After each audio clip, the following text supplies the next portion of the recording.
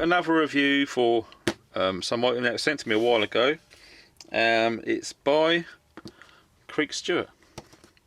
Some of you guys would know in the prepper game that is a highly regarded member of the community regarding information on survival and prepping, etc.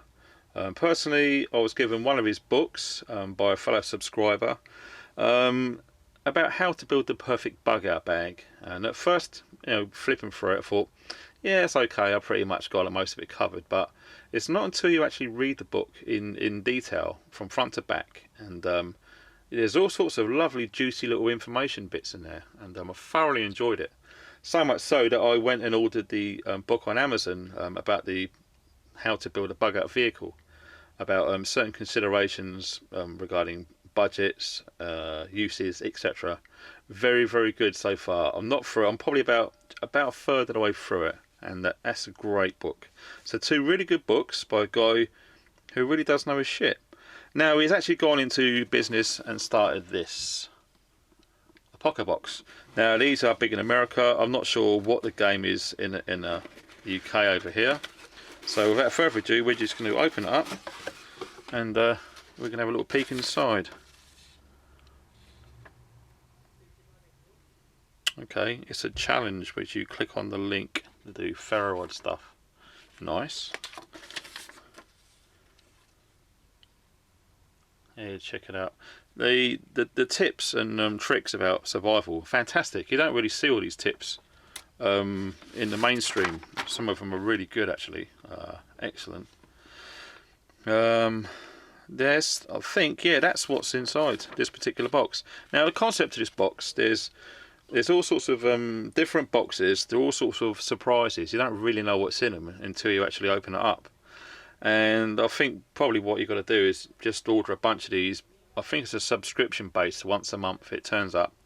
Now I think it's going to be unlikely whether you get the same box one after each other. So you should end up with every item over time are all different. You shouldn't be getting the same ones.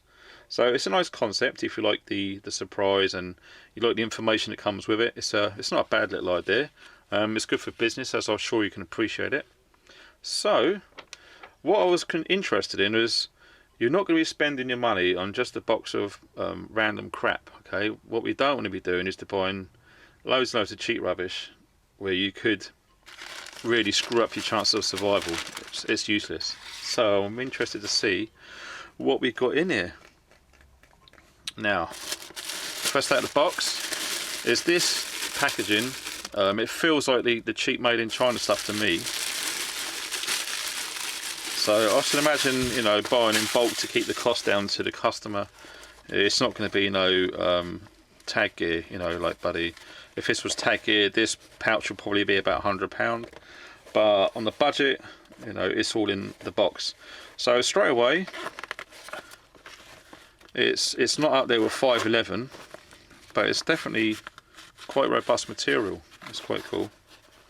I'm not a fan personally of these zips where rain can get in. I like the zips that seal up, or if you've got a flap over it. Okay, so anything you put in here is just going to get soaking wet. So bear that in mind. Okay, even though it's all like a waterproof lined, the zips are the weak point regarding that. So this looks like it's going to be like a Nalgene pouch to me. You'll be putting water purification devices in there and tablets, etc. Yeah, you got Velcro and Molly all over it, so you can pretty much stick that in any military based pack. And there's your Molly attachment devices there.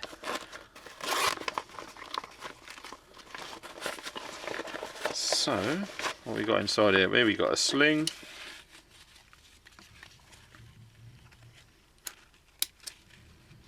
Yeah, they seem okay. So yeah, that's gonna be pretty cool with an Nalgene bottle stuffed in there. Now you can just attach this sling to the top, sling it over your shoulder. You're off and running. Now what we got here? This is rather fetching, isn't it? This looks like a bandana of some description. Let's have a look. No, this is actually a head over, or a buff as we call them in the UK. Now these are excellent pieces of kit. This is very thin, very smooth, very comfortable to wear. Now I've got the British Army issue one, and once you wear that, it's got a certain amount of wool in there, and it really does itch. If you've got sensitive skin, you know, your neck and your head when you're sweating, you're going to be spending a lot of time scratching yourself, okay? But for something like this is very, very comfortable, very stretchy, as you can see. You can have so many different designs on how you wear this over your head. There's probably about 10 different ways you can wear this, covering all sorts of different parts of your face and your head, your neck, etc.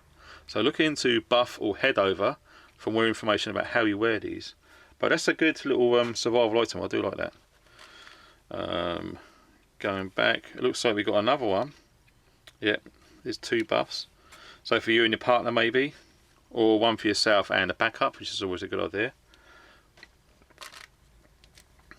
And what have we got in here? A nice little interesting little bag. Right. These look like plectrums for a guitar. Now I think there's some ways you can actually, I think you can light these for fire making. So yeah, these would be plectrums as I thought they would be. Now here again, this is another thing, you know, you don't realise about some of the tips you get from this guy who knows his stuff. Now they just look like your average plectrum for playing your guitar or your guitar. Now these are highly flammable. They're very lightweight, they're very small, and they're waterproof. All you have to do is get a Bic lighter and light it, and that will go up for quite a while, giving you a chance to light your fire. Now who would have thought about putting those in the survival kit? Great, I mean when you think about it, it's not a bad idea. I mean look at the size. Some of you people who play guitars, you know how small and lightweight these are. So yeah, you've got a few fires in there. And this comes with its own neat little bag too, which is nice.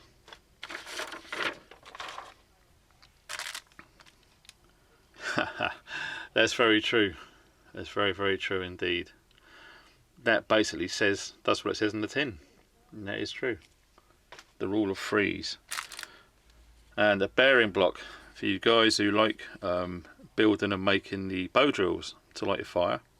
There's an actual bearing in there, which makes it very, very smooth and controllable when you're actually holding it, getting your bow drill going there. That's nice, I quite like that. I should imagine at a pinch you could shave off some of the bottom stuff to go into your tinder bundle too. Very nice. Now, who can't say no to an Opinel or Opinel? One of the sharpest little blades you can get on the market for a very, very cheap price. That just locks there. As you can see, that's not going to accidentally engage. Yeah boy, that is razor sharp. Very razor sharp. Excellent. Yeah, we're liking this. I'm not sure what number it is. It hasn't got it written on there. Actually, no, tell a lie, look, number 6. So you get an Opinel number 6 with this kit. And we close it up, put him out of the way. Now this, I was a bit dubious about this. Some guys swear by it, some don't. When you're getting your fire established and it's damp, you need oxygen really to keep it going. Now something like this, it just looks like a car aerial. It's very lightweight actually, it doesn't weigh a lot. And it extends, I don't know if you can get it all in shot there. But that's, and it extends even more. That's probably about 18 inches long. Quite a way. Now what you do is you just blow, putting the oxygen through the tube right into the heart of the fire. So you're not going to be getting your head and the face all over it with the smoke in your eyes, etc. You can do it from a distance. And I should imagine you can probably use that to drink water out of a small pool as well. If it's fresh water and you pretty much guarantee it's clean. So yeah, that's not a too bad idea. Whether it's a good idea to store it in this box taking up more space, I'll probably just have that as it is, stuffed into your backpack somewhere. So it's not a bad idea actually. Something I've never tried before, I might give it a go one day. Because I have struggled, like most of us, getting the fires going. Because where I do a lot of my training with lighting natural fires, it's in the bottom of a valley and it's always about 90% humidity, everything's always damp. It's a struggle, but it's worth, you know, practicing a bit harder. Now these are quite good. It looks like a battery storage device. So storing your batteries in there. That's unique. I haven't seen one of them before. They look like AA batteries. Yep.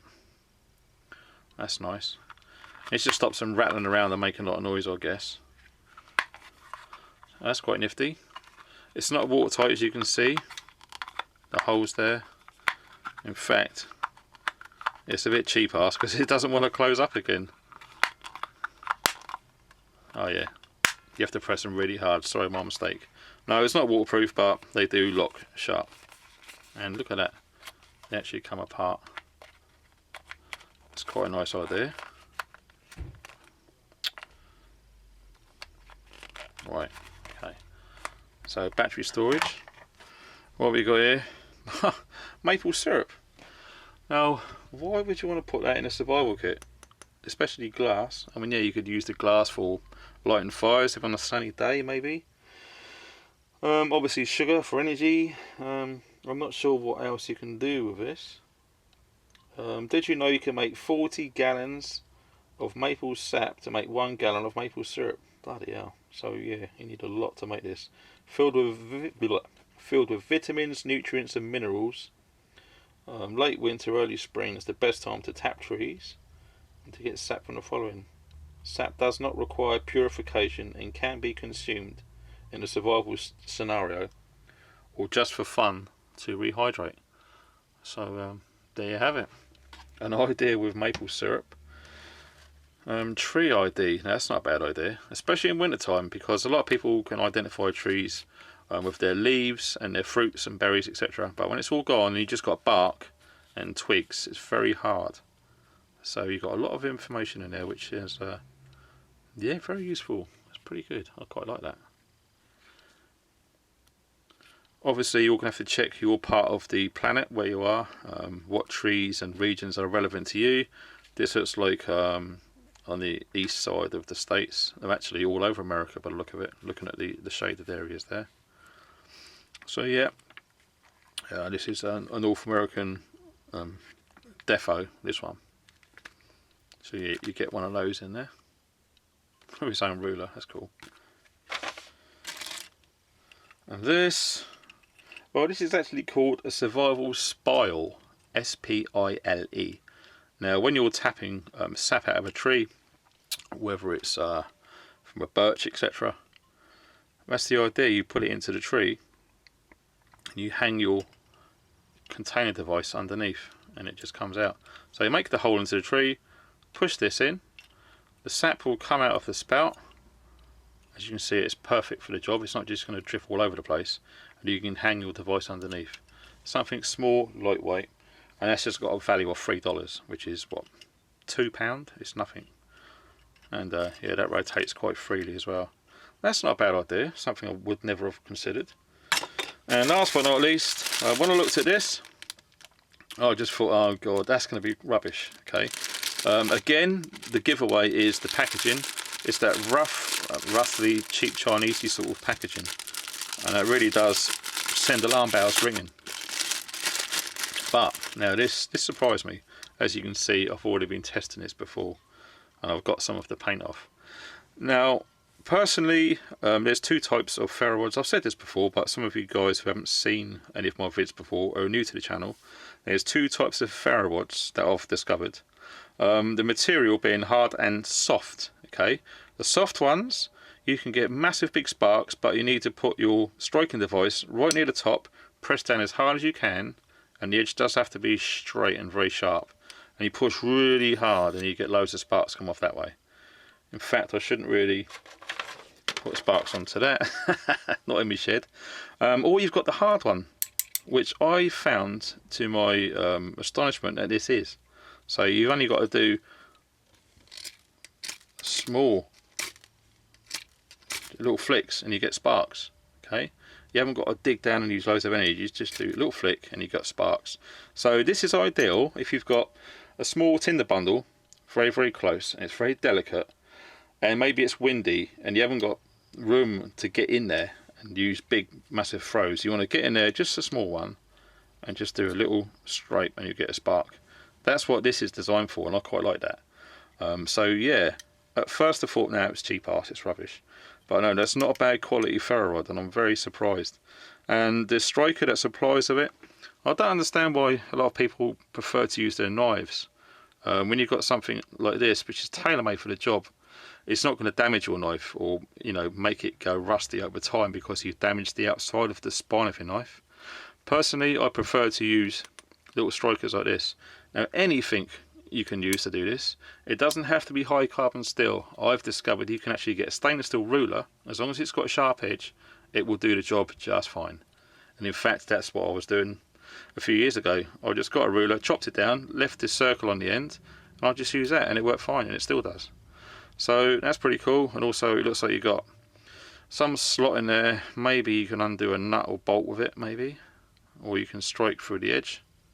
Yeah, that's no problem. I don't want to be doing too much because I don't want to catch all this on fire. And you've got a ruler there if you need it.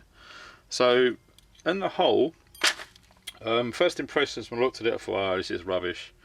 It's cheap, but in fairness, for the price, a lot of stuff's very, very good. And the bearing block, it just sits in there like that. That's cool. It really flies nice with the bearings in there. So yeah, that's what you get for your money. If you like surprises and you sign up for the subscription thing where you get all of this, by the end of it you should have pretty much all of the little survival goodies and items you could possibly wish to have. And yeah, it's not too bad at all. I quite like it. As I say, for the price, you know, it's very good. I mean, if you wanted to replace all these with quality items, you would easily surpass the value of what you spend in this box. For example, if you wanted a quality one of these, then you're looking at £20, £30, whatever you want to go up to really. And something like that, you probably spend about £15 on that for a good one.